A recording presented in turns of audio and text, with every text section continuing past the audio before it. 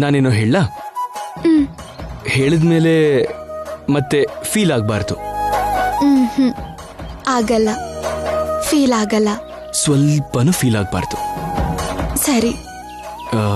ನಾಚಿಕೆ ಪಡ್ಕೋಬಾರ್ದು. ಸ್ವಲ್ಪನೂ ನಾಚ್ಕೋಬಾರ್ದು. ಸರಿ. ನಾನು ನಿನಗೆ ಹೇಳೋ ವಿಷಯನ ನೀನು ಯಾರಿಗೂ ಹೇಳಬಾರ್ದು. ಹೇಳಲ್ಲ, ಹೇಳಿ. ನೀನು ನೋಡಕ್ ನೀನ್ ಹೀಗಿದ್ರು ಕೂಡ ನಿಜವಾಗ್ಲೂ ತುಂಬಾನೇ ಭಾರ ಇದೆಯಾ.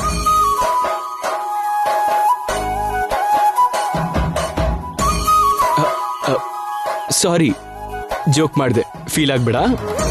ಫೀಲ್ ಆದೆ. ಫೀಲ್ ಆದ್ಯಾ? ಹೌದು, ತುಂಬಾ ಫೀಲ್ ಆಯ್ತು. ಓ, ತುಂಬಾ ಹ್ಯಾಪಿಯಾಗಿ ಫೀಲ್ ಆದೆ. ಹ್ಯಾಪಿಯಾಗಿ ಫೀಲ್ ಆದ್ಯಾ? ಯಾಕೆ? ಹೆಂಡತಿಗೆ ಸಂಬಂಧ ಪಡೋ ಕರ್ತವ್ಯ ಭಾರನೆಲ್ಲ ಗಂಡ ಹೊರಬೇಕಲ್ವಾ? ಹೌದು. ಇಲ್ಲಿ ತನಕ ಕರ್ತವ್ಯ ಹೊರತಿದ್ರಿ, ಈಗ ಭಾರ ಹೊತ್ರಿ. ಭಾರ ಹೊರೋದು ಇದೇ ಮೊದ್ಲೇನಲ್ಲ ಬಿಡು. ಇದಕ್ಕೂ ಮೊದ್ಲು ಕೂಡ ಹೊತ್ತಿದೀನಲ್ವಾ.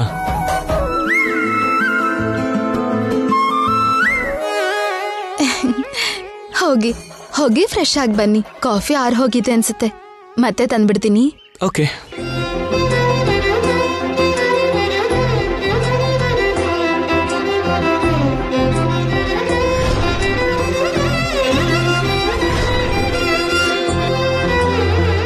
ಶ್ಯಾಮ,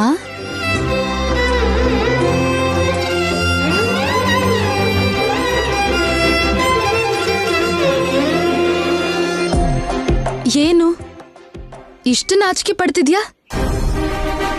ಅಖಿಲ್ ಅವ್ರ ಮನ್ಸಿಗೆ ಹತ್ರ ಆಗ್ತಿರೋ ಖುಷಿನಾ? ತಪ್ಪಲ್ಲ, ಖುಷಿ ಪಡು. ಆದ್ರೆ ಹಾಗೆ ಖುಷಿ ಪಡೋ ಅರ್ಹತೆ ನಿನಗಿದ್ಯೋ ಇಲ್ವೋ ಯೋಚನೆ ಮಾಡು.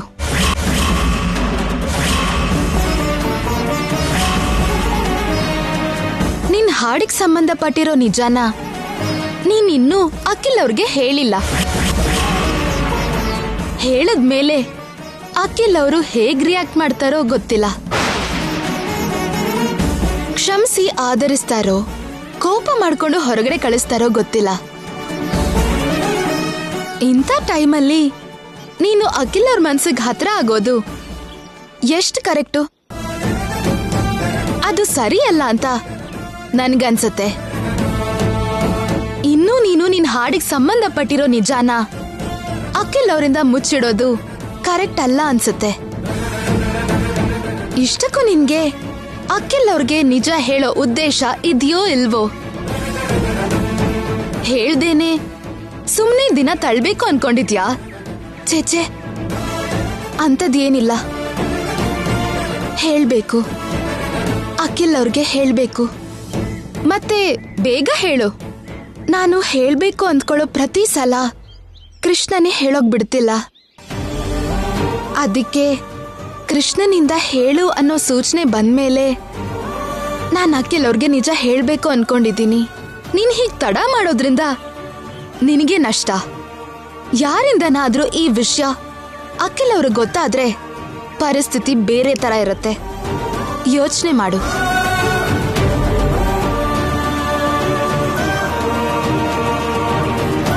ಶ್ಯಾಮ, ಯಾರ ಹತ್ರ ಮಾತಾಡ್ತಿದ್ದೆ ನೀನು? ಏನೋ ಮಾತ್ ಕೇಳ್ತಾ ಇತ್ತು. ಇಲ್ಲಿ ನೋಡಿದ್ರೆ ಯಾರೂ ಇಲ್ಲ. ಯಾರ ಹತ್ರ ಮಾತಾಡ್ತಿದ್ದೆ ಶ್ಯಾಮ?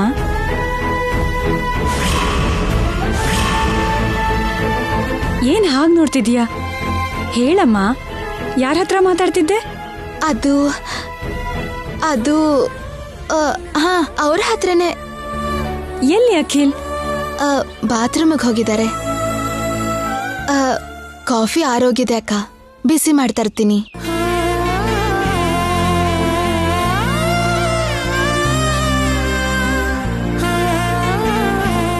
ಏನಿದು, ಶ್ಯಾಮ ಯಾಕೋ ಹೆದರ್ತಿದ್ದಾಳಲ್ಲ? ಏನಿದು, ಇನ್ನೂ ವಸಂತ ಬಂದಿಲ್ಲ?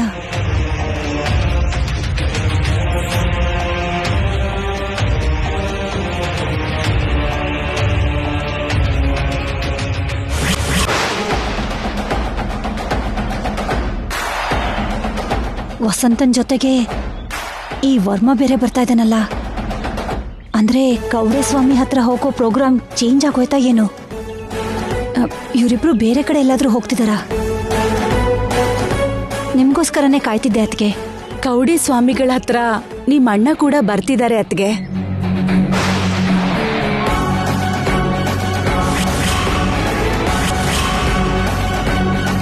ಹೌದಾ? ಅಣ್ಣ ಕೂಡ ಬರ್ತಿದ್ದಾರಾ? ಹೌದು. ಅಣ್ಣ ಯಾಕತ್ಗೆ? ಪಾಪ ಅವ್ರಿಗೆ ಯಾಕೆ ಸುಮ್ಮನೆ ತೊಂದರೆ ಕೊಡ್ಬೇಕು? ನಾವೇ ಹೋಗಿ ಬರ್ಬೋದಲ್ವಾ? ಕೌಡೆ ಸ್ವಾಮಿ ಹತ್ರ ಹೋಗೋದಕ್ಕೆ ನನಗೆ ಯಾವ ತೊಂದರೆನೂ ಇಲ್ಲ. ನಾನ್ ಬರೋದ್ರಿಂದ ನಿನಗೇನಾದ್ರೂ ತೊಂದರೆನಾ? ಅಯ್ಯಯ್ಯೋ, ನನಗೇನ್ ತೊಂದರೆ ಆಗತ್ತೆ ಅಣ್ಣ? ನನಗೆ ಯಾಕೆ ತೊಂದರೆ ಆಗತ್ತೆ? ಬನ್ನಿ ಹೋಗೋಣ. ನಾನು ಹೋಗ್ತಿದ್ದೀನಲ್ಲ, ನೀನ್ ಯಾಕೆ? ನೆಮ್ಮದಿಯಾಗಿ ಔಟ್ ಹೌಸ್ ಅಲ್ಲಿ ರೆಸ್ಟ್ ತಗೋ. ನಡಿ ವಸಂತ.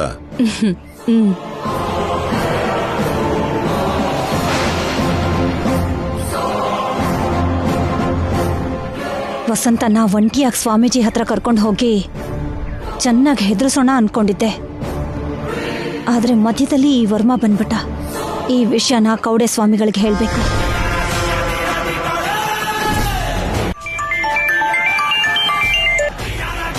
ಹಲೋ. ಹಾ ಸ್ವಾಮಿ. ಹೊರಟಿದ್ದೀರಾ ನೀವು? ಇಲ್ಲ ಸ್ವಾಮಿ, ಪ್ಲಾನ್ ಸ್ವಲ್ಪ ಚೇಂಜ್ ಆಯ್ತು. ನಾನು ಇಲ್ಲೇ ಇರ್ಬೇಕಾಗಿ ಬಂತು. ವಸಂತ ಒಬ್ಬಳ ಬರ್ತಾ ಇದ್ದಾಳೆ ಹೇಗೆ? ಅವಳು ಗಂಡ ವರ್ಮ ಕೂಡ ಬರ್ತಾ ಇದ್ದಾನೆ. ಅವನು ಯಾಕೆ ಬರ್ತಾ ಇದ್ದಾನೆ? ಅದೇ ನನಗೂ ಅರ್ಥ ಆಗ್ತಿಲ್ಲ. ನನಗೆ ಅರ್ಥ ಆಯ್ತು. ವಸಂತನ ಹೆದರಿಸಿರೋ ಹಾಗೆ ಅವನೂ ಚೆನ್ನಾಗಿ ಹೆದರಿಸ್ಬೇಕು, ಅಷ್ಟೇ ಅಲ್ವಾ? ಅವನಷ್ಟು ಈಸಿಯಾಗಿ ಹೆದ್ರು ಅಂತ ಮನುಷ್ಯ ಅಲ್ಲ. ಇಂಥದನ್ನೆಲ್ಲ ಸ್ವಲ್ಪನೂ ನಂಬಲ್ಲ. ವರ್ಮನ್ನ ಹುಷಾರಾಗಿ ಹ್ಯಾಂಡಲ್ ಮಾಡಬೇಕು. ಹಾ, ಅವನಿಗೆ ಸ್ವಲ್ಪನೂ ಅನುಮಾನ ಬರ್ದಿರೋ ಹಾಗೆ ವಸಂತನ ಹೆದರಿಸ್ಬೇಕು. ಅದು ನಮ್ಮ ಟಾಸ್ಕ್. ಓಕೆ, ನಾನು ನೋಡ್ಕೋತೀನಿ.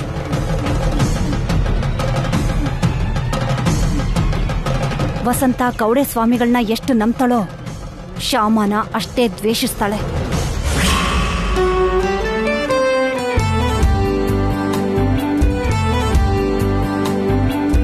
ಸನ್ನಿ ಸನ್ನಿ, ಆ ಲ್ಯಾಂಡಕ್ ಪೂರ್ತಿ ಗ್ರೀನ್ ಕಲರ್ ಯಾರು ಹಾಕಿರ್ತಾರೆ? ಇನ್ಯಾರು ಹಾಕಿರ್ತಾರೆ? ಆ ದೇವ್ರೇ ಹಾಕಿರ್ತಾರೆ.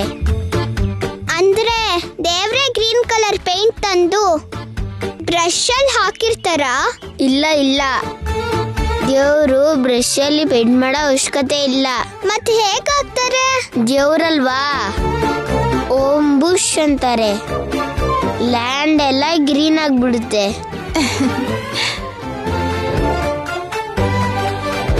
ಏನ್ ಚಿಕ್ಕಮ್ಮ ನಗ್ತಾ ಇದ್ದೀರಾ? ದೇವ್ರ ಹಂಗೆ ತಾನೇ ಬಣ್ಣ ಹಾಕೋದು. ಅದು ಬಣ್ಣ ಅಲ್ಲ ಕಂದ, ಹಸಿರು ತೆನೆ ಗದ್ದೆ ಅಂತಾರೆ. ತೆನೆ ಗದ್ದೆನಾ? ಅಂದ್ರೆ ತೆನೆ ಅಂದ್ರೆ ನಾವು ದಿನ ಅನ್ನ ತಿಂತೀವಲ್ಲ, ಆ ಅನ್ನ ಭತ್ತದಿಂದ ಅಲ್ವಾ ಬರೋದು? ಹೌದು. ಆ ಗಿಡದಲ್ಲೇ ತೆನೆ ಬರೋದು. ಹೌದಾ? ಹಾಗಾದ್ರೆ ನಾವು ಒಂದ್ಸಲ ಆ ಜಾಗಕ್ಕೆ ಹೋಗಿ ಭತ್ತದ ಗದ್ದೆ ನೋಡ್ಕೊ ಬರೋಣ ಚಿಕ್ಕಮ್ಮ. ಓಕೆ, ಹೋಗೋಣ. ಥ್ಯಾಂಕ್ ಯು ಚಿಕ್ಕಮ್ಮ. ನಾವ್ ಯಾವತ್ತೂ ಆ ತರ ಹೊಲ ನೋಡೇ ಇರ್ಲಿಲ್ಲ. ನೋಡಿದಿರಿ ಮಕ್ಕಳೇ, ನೀವ್ ನೋಡಿದಿರಿ. ನಾವ್ ಯಾವಾಗ ನೋಡಿದ್ವಿ ಚಿಕ್ಕಪ್ಪ? 3 years ಬ್ಯಾಕು ನಾವು ನಮ್ ವಿಲೇಜ್ ಹೋಗಿದ್ವಿ ಅಲ್ವಾ, ಮರ್ತ್ ಬಿಟ್ರಾ? ಏನೋ ಚಿಕ್ಕಪ್ಪ, ನೆನ್ಪಿಲ್ಲ. ನಾವಲ್ಲಿ ಹೊಲಕ್ ಹೋದಾಗ ಅಲ್ಲಿ ಭತ್ತದ ಗಿಡ ನೋಡಿ ರೈಸ್ ಟ್ರೀ ಅಂದ್ರಲ್ಲ, ನೆನ್ಪ್ ಮಾಡ್ಕೋ. ರೈಸ್ ಟ್ರೀ ಅಂದಿದ್ನಾ? ಹೌದು, ರೈಸು ಅದರಿಂದಾನೆ ಬರುತ್ತೆ ಅಲ್ವಾ, ಅದಕ್ಕೆ ರೈಸ್ ಟ್ರೀ ಅಂದಿದ್ದೆ. ಅದಕ್ಕೂ ಮೊದಲು ಮ್ಯಾಂಗೋ ಟ್ರೀ ನೋಡಿದ್ದೆ. ಮ್ಯಾಂಗೋಸ್ ಈ ಟ್ರೀಯಿಂದ ಬರುತ್ತೆ ಅಂದ ಕೂಡ್ಲೆ ಅದನ್ನ ಮ್ಯಾಂಗೋ ಟ್ರೀ ಅಂದೆ. ರೈಸ್ ಇದರಿಂದ ಸಿಗುತ್ತೆ ಅಂದ ಕೂಡ್ಲೆ ಆ ಭತ್ತದ ಗಿಡನ ರೈಸ್ ಟ್ರೀ ಅಂದೆ. ಏನೋ ಚಿಕ್ಕಪ್ಪ, ನನ್ಗದ್ ಯಾವ್ದು ನೆನ್ಪಿಲ್ಲ. ಮತ್ತೆ ಇನ್ನೊಂದ್ಸತಿ ನೋಡೋಣ ಚಿಕ್ಕಪ್ಪ, ಪ್ಲೀಸ್. ಓಕೆ, ಹೋಗೋಣ. ಯಾವಾಗ ಹೋಗೋಣ? 2 ದಿನದಲ್ಲಿ ನಿಮಗೆ ಹೇಗೂ ಹಾಲಿಡೇಸ್ ಬರ್ತಾ ಇದೆಯಲ್ವಾ? ಹೌದು. ಸೊ ನಾವು ಆ ಹಾಲಿಡೇಸ್ಗೆ ನಮ್ ಫ್ಯಾಮಿಲಿ ಎಲ್ಲ ಸೇರಿ ನಮ್ ವಿಲೇಜಿಗೆ ಹೋಗೋಣ. ನಾವ್ ವಿಲೇಜ್ ಹೋಗ್ತಾ ಇದೀವಿ. ವಿಲೇಜ್ ಅಂತಿದ್ದ ಹಾಗೆ ಮಕ್ಳನ್ನ ನೋಡಿ ಎಷ್ಟು ಹ್ಯಾಪಿಯಾಗಿ ಫೀಲ್ ಆಗ್ತಿದ್ದಾರೆ. ಯಾಕೆ? ನಿನಗೆ ಖುಷಿ ಆಗಲ್ವಾ? ಯಾಕಾಗಲ್ಲ? ಊರ್ ಕಡೆ ಹೋದ್ರೆ ಹುಟ್ಟಿದ ಮನೆಗೆ ಹೋದ ಹಾಗೆ ಅನ್ಸುತ್ತೆ. ಹಾಗಾದ್ರೆ ಆ ಊರಿನ ತವ್ರ ಮನೆಯಲ್ಲಿ ನಿನಗೊಂದು ಸರ್ಪ್ರೈಸ್ ಕೊಡ್ತೀನಿ. ಸರ್ಪ್ರೈಸಾ? ಏನದು? ಹೇಳ್ಬಿಟ್ಟು ಕೊಡೋದು ಪ್ರೈಸ್, ಹೇಳ್ದೆ ಕೊಡೋದು ಸರ್ಪ್ರೈಸ್. ಓಕೆ, ನನಗೆ ಆಫೀಸಿಗೆ ಟೈಮ್ ಆಯ್ತು, ಬರ್ತೀನಿ. ಬಾಯ್. ಬಾಯ್ ರೀ.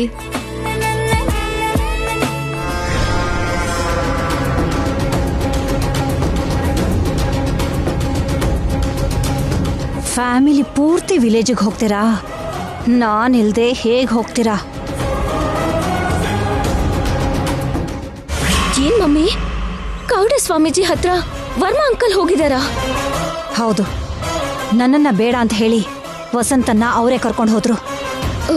ಅಂದ್ರೆ ನಿನ್ನ ಮೇಲೆ, ಆ ಕೌಡೆ ಸ್ವಾಮೀಜಿ ಮೇಲೆ ಆ ಅಂಕಲ್ಗೆ ಡೌಟ್ ಬಂದಿರುತ್ತಾ? ಹಾಗೆ ಡೌಟ್ ಬರತ್ತೆ ಅಂತ ನನಗೆ ಮುಂಚೆನೆ ಗೊತ್ತಿತ್ತು. ಅದಕ್ಕೆ ಕೌಡೆ ಸ್ವಾಮೀಜಿನ ವಸಂತನ್ಗೆ ಪರಿಚಯ ಮಾಡಿಕೊಟ್ಟಿದ್ದು ನಾನೇ ಅನ್ನೋ ವಿಷಯನ ಅವರು ಗೊತ್ತಾಗ್ದಿರೋ ಹಾಗೆ ಎಚ್ಚರಿಕೆ ವಹಿಸಿದ್ದೆ. ಇದಕ್ಕೂ ಮುಂಚೆ ಕೌಡೆ ಸ್ವಾಮಿಗೂ ಕೂಡ ಫೋನ್ ಮಾಡಿ ವರ್ಮಾ ಬರ್ತಿರೋ ವಿಷಯ ಹೇಳಿದ್ದೀನಿ. ವರ್ಮನ್ ವಿಷಯನ ಅವ್ರು ನೋಡ್ಕೋತಾರೆ. ಇಲ್ಲಿ ನಮಗೆ ಇನ್ನೊಂದು ಪ್ರಾಬ್ಲಮ್ ಬಂದಿದೆ. ಏನ್ ಮಮ್ಮಿ? ವರ್ಮಾ ಕುಟುಂಬ ಪೂರ್ತಿ ಸಂಕ್ರಾಂತಿ ಹಬ್ಬಕ್ಕೆ ಅವ್ರ ಊರಿಗೆ ಹೋಗ್ತಿದ್ದಾರೆ. ನಾವು ಕೂಡ ಅವ್ರ ಜೊತೆ ಆ ಹಳ್ಳಿಗೆ ಹೋದ್ರಷ್ಟೇ ಅವ್ರ ಮಧ್ಯೆ ಗಲಾಟೆ ಎಬ್ಬಿಸ್ಬೋದು. ಆ ಸ್ವಾಮೀಜಿ ಮಾತನ್ನ ವಸಂತ ಪೂರ್ತಿಯಾಗಿ ನಂಬೋ ಹಾಗೆ ಮಾಡಬಹುದು. ಕಲಾವಿದೆ ಅಖಿಲ್ ಜೀವನಕ್ಕೆ ಬರಬಾರ್ದು ಅಂತ ಸ್ವಾಮೀಜಿ ಹತ್ರ ಈಗಾಗಲೇ ಹೇಳ್ಸಿರೋದ್ರಿಂದ ಶ್ಯಾಮ ಸಿಂಗರ್ ಅನ್ನೋ ವಿಷಯ ಹೊರಗಡೆ ಹಾಕಿ ವಸಂತನ್ ಕೈಯಲ್ಲಿ ಶ್ಯಾಮನ ಹೊರಗಡೆ ಕಳಿಸ್ಬೇಕು. ಅದನ್ನೆಲ್ಲ ಮಾಡಬೇಕು ಅಂತಂದ್ರೆ ನಾವು ಕೂಡ ಸಂಕ್ರಾಂತಿಗೆ ಅವ್ರ ಜೊತೆನೆ ಹೋಗ್ಬೇಕು. ಹೇಗ್ ಮಮ್ಮಿ? ನಾವಂದ್ರೇನೆ ವರ್ಮಾ ಅಂಕಲ್ಗೆ ಅಷ್ಟು ಕೋಪ ಬರುತ್ತೆ. ಅವ್ರನ್ನ ಒಪ್ಸಿ ಹೇಗ್ ಹೋಗೋದು? ಅದಕ್ಕೂ ಕೂಡ ಏನಾದ್ರೂ ಒಂದು ಪ್ಲಾನ್ ಯೋಚನೆ ಮಾಡ್ತೀನಿ ಬಿಡು. ನಾವು ಕೂಡ ಅವ್ರ ಜೊತೆ ಹೋಗೋ ಹಾಗೆ ಮಾಡ್ತೀನಿ. ಮೊದಲು ಕೌಡೆ ಸ್ವಾಮೀಜಿ ಹೇಳಿದ್ದಕ್ಕೆ ವಸಂತ ರಿಯಾಕ್ಷನ್ ಹೇಗಿರುತ್ತೆ ಅಂತ ನೋಡೋಣ.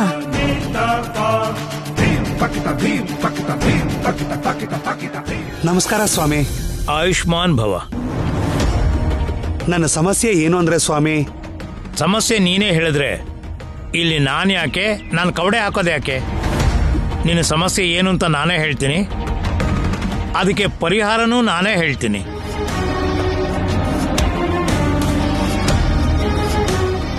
ಒಂದು,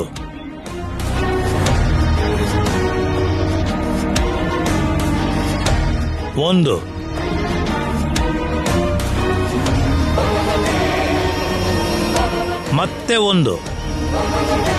3 ಸರ್ತಿನೂ 1 ಬಿದ್ದಿದೆ. ಅಂದ್ರೆ 111 ರೂಪಾಯಿ ದಕ್ಷಿಣೆ ಅಲ್ಲಿ ಇಟ್ಬಿಡು ಮಗು. ನಿನ್ನ ಸಮಸ್ಯೆಗೆ ಪರಿಹಾರ ಏನು ಅಂತ ಸಿಗುತ್ತೆ. ಆಯ್ತು ಸ್ವಾಮಿ,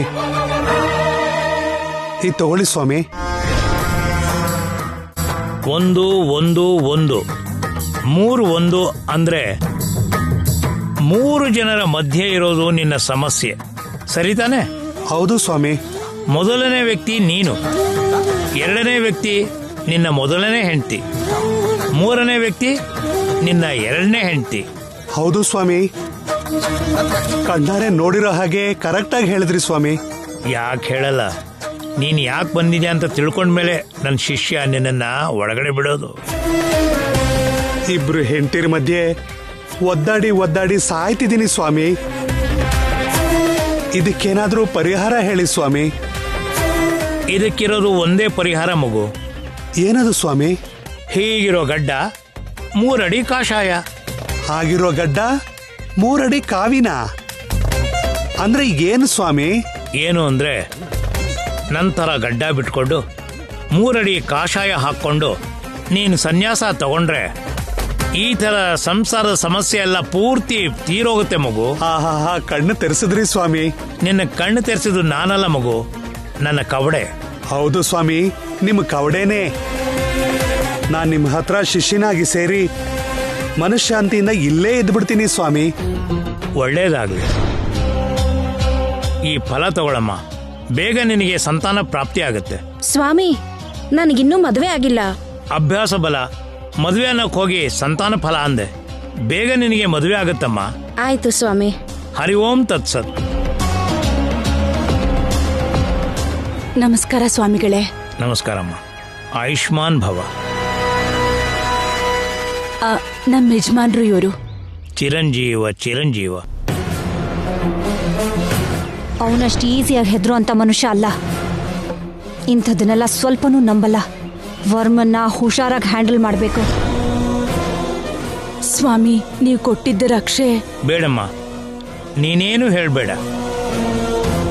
ಸಮಸ್ಯೆನೂ ನಾನೇ ಹೇಳ್ತೀನಿ, ಅದಕ್ಕೆ ಪರಿಹಾರನೂ ನಾನೇ ಹೇಳ್ತೀನಿ.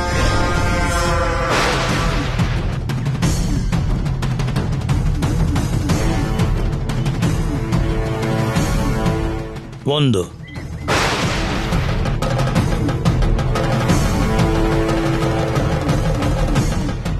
ಎರಡು,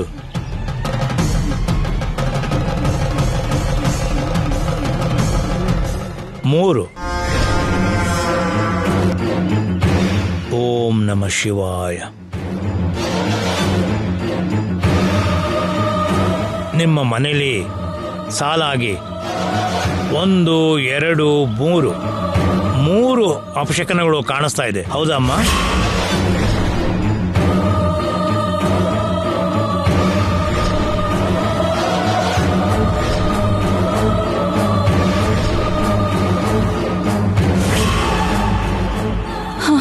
ಹೌದು ಸ್ವಾಮಿ. ಮಂತ್ರಸಿರೋ ನಿಂಬೆಕಾಯಿ ಕಾಣಿಸ್ತು. ರಕ್ಷೆ ಜಾರಿ ಬಿದ್ದೋಯ್ತು. ಕಾಮಧೇನು ಫೋಟೋ ಕೂಡ ಜಾರಿ ಬೀಳೋ ಹಾಗಾಗಿತ್ತು. 3 ಅಪಶಕನಗಳಾಗೋಯ್ತು ಸ್ವಾಮೀಜಿ. ಹೇಳಿದ್ನಲ್ಲಮ್ಮ, 3 ಅಪಶಕನ ಅಂತ. ಆ ಥರ ಆದಾಗಿಂದ ನನ್ನ ಮನ್ಸಿಗೆ ಯಾಕೋ ಕೇಡಾಗತ್ತೆ ಅಂತ ಅನ್ನಿಸ್ತಿದೆ. ಹಾಗೆ ಕೇಡಿನ ಸಂಕೇತ ಪ್ರಕೃತಿ ನಮಗೆ ಕೊಡ್ತಾ ಇರೋ ಯಾವುದೋ ಒಂದು ಸೂಚನೆನಮ್ಮ. ಆ ಸೂಚನೆ ಏನು ಹೇಳ್ತಾ ಇದೆ ಅಂತ ತಿಳ್ಕೋಬೇಕಾದ್ರೆ ಮುಂದೆ ಬರೋ ಸಮಸ್ಯೆಗಿರೋ ತೀವ್ರತೆನ ನಾವು ಕಡಿಮೆ ಮಾಡ್ಕೋಬೇಕು ಅಂದರೆ ಪೂರ್ತಿಯಾಗಿ ಆ ಸಮಸ್ಯೆನ ನಾವು ಪರಿಹರಿಸ್ಬೋದಮ್ಮ. ಅಂದ್ರೆ ದೈವ ನಿರ್ಣಯನ ತಾವು ತಪ್ಪಿಸಿ ಬರೋ ಪ್ರಮಾದನ ನೀವು ತಡಿತೀರಾ ಸ್ವಾಮಿ? ಆ ದೈವ ಸಹಾಯದಿಂದನೇ ಪರಿಹರಿಸ್ತೀನಿ. ಬೀಗ ಮಾಡೋ ವ್ಯಕ್ತಿನೇ ಆ ಬೀಗಕ್ಕೆ ಸಂಬಂಧಪಡೋ ಕೀಲಿ ಕೈನೂ ಮಾಡ್ತಾನೆ.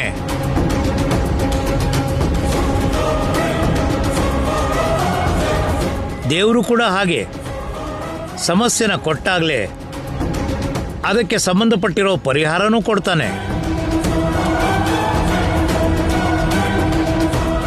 ಕೀಲಿ ಕೈ ಕಳೆದು ಹೋದಾಗ ಅಳ್ತಾ ಕೂತ್ಕೊಳ್ದೆ ಕೀಲಿ ಕೈನ ಹುಡ್ಕೋ ಪ್ರಯತ್ನ ಮಾಡ್ತೀವಲ್ವಾ, ನಾನು ಮಾಡೋ ಪ್ರಯತ್ನ ಕೂಡ ಅದೇ ರೀತಿ ಆಗಿರುತ್ತೆ ಮಗು.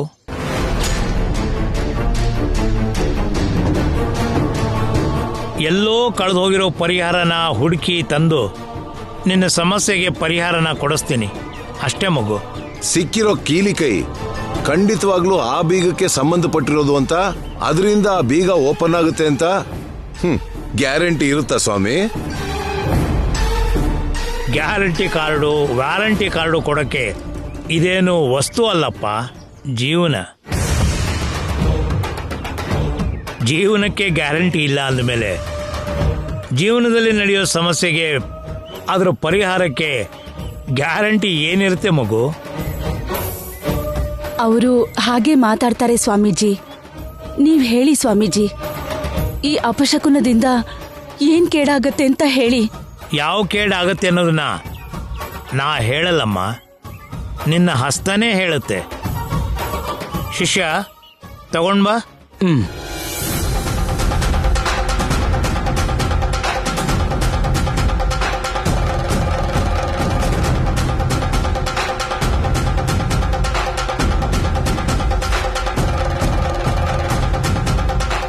ನೀವಿಬ್ರು ನಿಮ್ಮ ಕೈನ ಈ ಅರಿಶಿಣದ ನೀರಲ್ಲಿ ಅದ್ದಿ ಈ ಪೇಪರ್ ಮೇಲೆ ಮುದ್ರೆ ಹಾಕಿ. ಯಾಕೆ? ಹಾಕಪ್ಪ, ಇಲ್ಲಿ ಗೊತ್ತಾಗತ್ತಲ್ವಾ? ಅಯ್ಯೋ, ನೀವ್ ಹಾಕ್ರಿ.